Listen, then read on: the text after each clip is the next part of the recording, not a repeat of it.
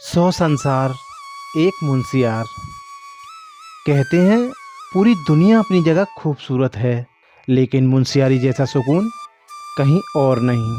इन पहाड़ों में सिर्फ रास्ते नहीं, कहानियाँ बसती हैं, जहाँ बादलों के बीच छुपे मंदिर, बहते हुए झरने और पहाड़ों की खामोशी दिल को एक अलग ही एहसास देती है। और आज हम निकल पड़े हैं उसी खूबसूरत मुंशियारी की ओर। पता है, कल रात को हम यहाँ पर आए थे और यहीं से हमने स्टे किया था। तो अभी करीब सुबह के बज रहे हैं 7:30-8। और आज सूरज भी बहुत अच्छा निकला है, तो इसलिए आज देखो दिन कैसा जाता है। कल का दिन तो कुछ खास नहीं गया, पूरा दिन एक तरीके से खराब सा ही हो गया। और यहाँ से व्यू कुछ ऐसा आ रहा है। ठीक है, कल का दिन तो यही है कि गाड़ी वगैरह में चले गया पूरा। अभी तो फिलहाल हम सोच रहे हैं वाटरफॉल पर जाने के लिए। ये रात को मैंने आपको वाटरफॉल दिखाया था, ये देखो आप कितना मस्त दिख रहा है दिन में। ठीक है, तो अभी हम यहाँ इस वाटरफॉल पे जाएंगे। रेडी वेडी हो गए हैं पूरी तरीके से। तो भाई फिर फटाफट से करते हैं चेकआउट और फिर यहाँ से निकलते हैं, और फिर मुंशियारी पहुँचना है तो इसलिए लेट हो जाएगा।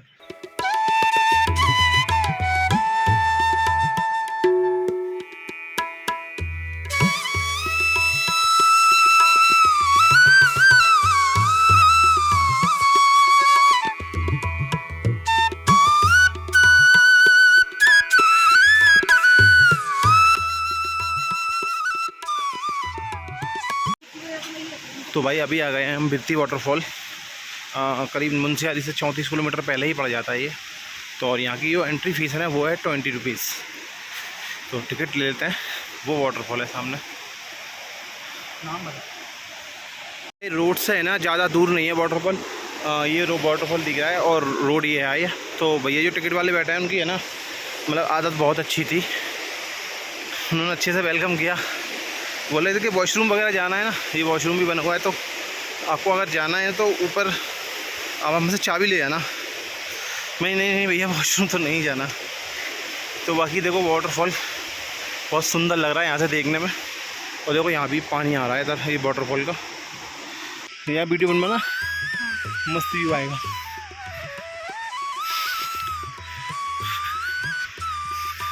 तो गए हम ऊपर चढ़ रहे हैं, फ़ोटो वोटो लेते हुए, इंजॉय करते हुए। लेकिन यार मेरी तो यहाँ सांस फूल जाती है बहुत जल्दी। सुबह की ठंडी हवा और सामने गिरता हुआ एक खूबसूरत झरना बिरती फॉल, जहाँ पानी की आवाज़ ही सब कुछ कह जाती है। कल रात यहाँ रुकने का कोई प्लान नहीं था, लेकिन आज सच में लग रहा है कि रुकना भी ज़रूरी था। तो भाई थोड़ी सी ट्रैकिंग करने के बाद फाइनली हम वाटरफॉल तक आ गए हैं। ये देखो कितनी ऊंचाई से गिर रहा भाई साहब, ज़बरदस्त। और इसके ऊपर बैठ जाओ ना, ऐसा लगेगा सिर के ऊपर पत्थर पड़ रहे हैं। क्या वीडियो में बहुत नॉर्मल लग रहा है, एक्चुअल में क्या है बहुत ज़्यादा पानी आ रहा है ऊपर से। एक नदी की बराबर का पानी ऊपर से आ रहा है पूरा। तो गाइस मैं एक समय बिल्कुल क्लोजली आ गया हूँ और काफ़ी लोग आए हुए हैं यहाँ पर, मतलब आते रहते हैं। और ये देखो ये वाटरफॉल का फ्लो बिल्कुल करीब से। और रेनबो देखो कितना प्यारा आ रहा है, सुपर। ओह वाओ, कितना प्यारा दिख रहा है ना पूरा। तो वैसे पहले है ना बिरती वाटरफॉल फ्री हुआ करता था। अभी कुछ दिनों से क्या है यहाँ बहुत ज़्यादा गंदगी होने लगी। तो जो यहाँ की प्रधान है, उनकी वाइफ मतलब प्रधान है, उनके अभी हम होटल में भी रुक कर आ रहे हैं। तो है ना उन्होंने मुझे बताया कि पहले ये फ्री हुआ करता था और अब है ना इसकी टिकट इसलिए कर दी है क्योंकि लोग क्या गंदगी वगैरह करते थे, तो उसके रखरखाव के लिए, ठीक है ना, मेंटेनेंस के लिए वो पैसा अब यहाँ लगाया जाता है। इसलिए 20 रुपये की टिकट यहाँ की कर दी गई है। तो भाई ये था प्रधान जी का होम स्टे। और अब यहाँ से हम बैग लेने आए हैं। पहले बिरती वाटरफॉल गए थे, यहाँ बैग रख कर। अब यहाँ से बैग लेकर सीधे मुंशियारी निकलेंगे बैग लेकर। मुंशियारी निकलने से पहले हमने बिरती में ही नाश्ता कर लिया, क्योंकि बिरती से मुंशियारी तक खाने के ऑप्शन कम ही मिलते हैं। बिरती से मुंशियारी का ये 35 किलोमीटर का सफ़र बहुत ही खूबसूरत और दिलचस्प है। और ये और ज़्यादा खूबसूरत तब हो जाता है जब ये बादल आपके साथ साथ चलते हैं।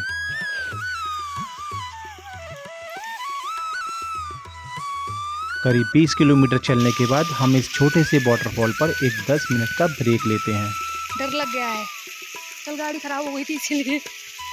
क्योंकि ये 20 किलोमीटर काफ़ी ज़्यादा चढ़ाई के थे, इसलिए हमने एक ब्रेक लेना सही समझा और स्कूटी को भी रेस्ट मिल गया।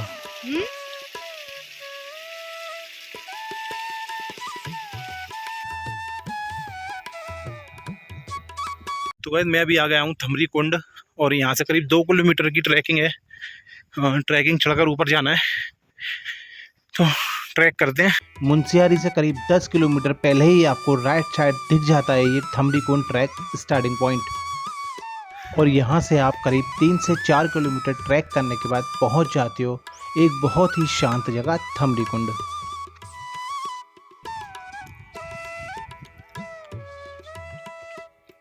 ये जगह शोर शराबे से दूर एकदम शांत और सुकून भरी है। यहाँ आके लगता है जैसे वक्त थोड़ा रुक सा गया हो। तो गाइस आपको सुनाई दे रहा होगा यहाँ पर कुछ पक्षी की आवाज़ आ रही है, थोड़ा गौर करो आप। आ रही है ना। तो अभी हम ट्रैक पे चल रहे हैं, कोई भी नहीं है अभी। 2-3 जने आ रहे तो रहे थे पीछे से, अब वो पता नहीं कहाँ रह गए। अभी हम अकेले चल रहे हैं। ये ट्रैक इतना शांत है कि इस ट्रैक पर सिर्फ हम दोनों ही थे और ये बकरियों का झुंड या फिर वो लोग जो थमरी कुंड से लौट रहे थे।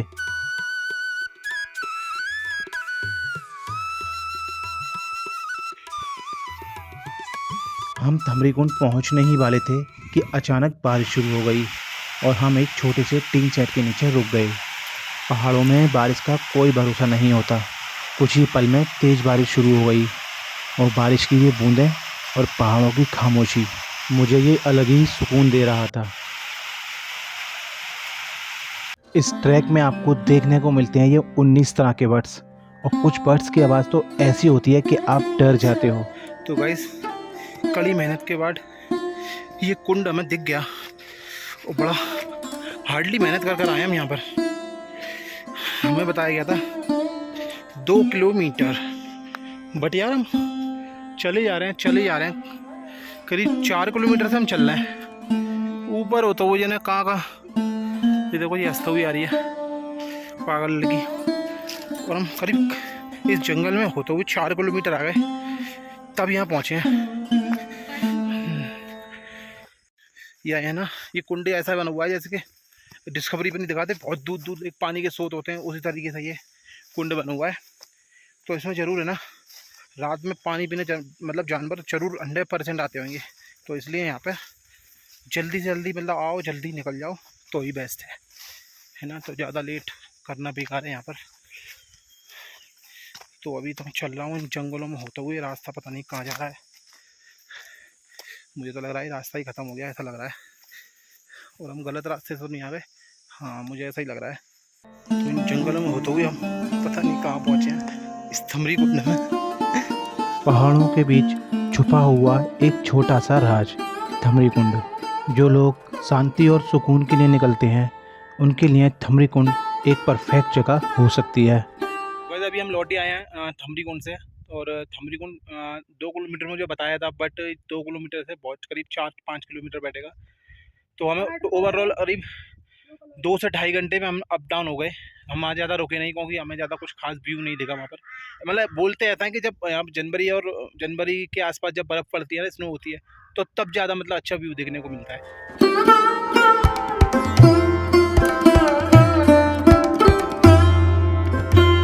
अभी आ गए हैं नंदा देवी टेम्पल मुंशियारी में, और गाड़ी यहाँ लगा दी है बाहर।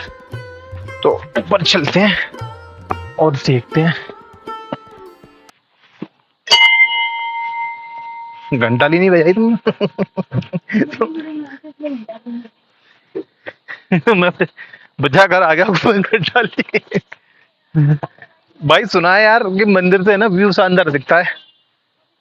नहीं चला यार, थोड़ा चलने की कोशिश करो। तुमने जो फालतू का मुझे घुमाया है ना, हाँ।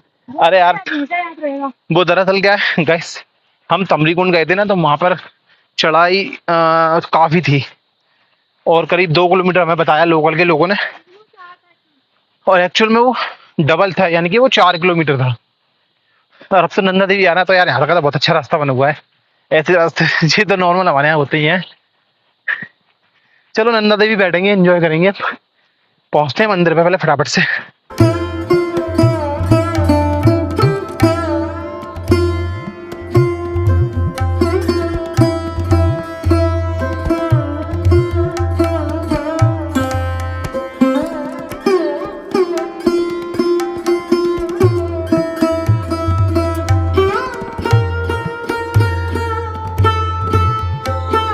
तो भाई यहाँ पर है ना 20 रुपए की स्लिप कटी है टेंपल में आने की, नंदा देवी।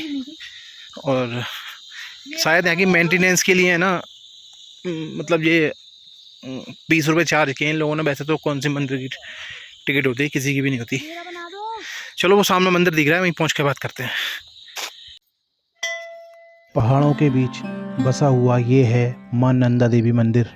मुंशियारी के इन शांत पहाड़ों के बीच माँ नंदा देवी का ये मंदिर सिर्फ एक धार्मिक स्थल नहीं है, ये उन लोगों की आस्था है जो सदियों से इन पहाड़ों में रहते आए हैं। कहते हैं जब भी पहाड़ों में मुश्किलें आती हैं, लोग माँ नंदा देवी से प्रार्थना करते हैं। तो भाई ये है सामने मंदिर, और मंदिर के जस्ट ये है पीछे व्यू पॉइंट। तो अब समझ में आया कि यहाँ पर जो 20 रुपीज़ लेते हैं वो क्यों लेते हैं। दरअसल इन्होंने क्या एक व्यू पॉइंट बना रखा है, तो उससे क्या है कि थोड़ा मंदिर में पैसा भी आ जाता है, और लोग यहाँ व्यू पॉइंट पर आते हैं ना, तो यहाँ एंजॉय भी कर लेते हैं। तो दोनों को फ़ायदा हो जाता है। कितना ज़बरदस्त व्यू आ रहा है यहाँ से, वाह। और शायद इसीलिए यहाँ की हवा में एक अलग ही शांति महसूस होती है। सामने दिख रही पंचाचूली की ऊंची चोटियाँ, ये नज़ारे सिर्फ देख के नहीं जाते, इन्हें महसूस किया जाता है।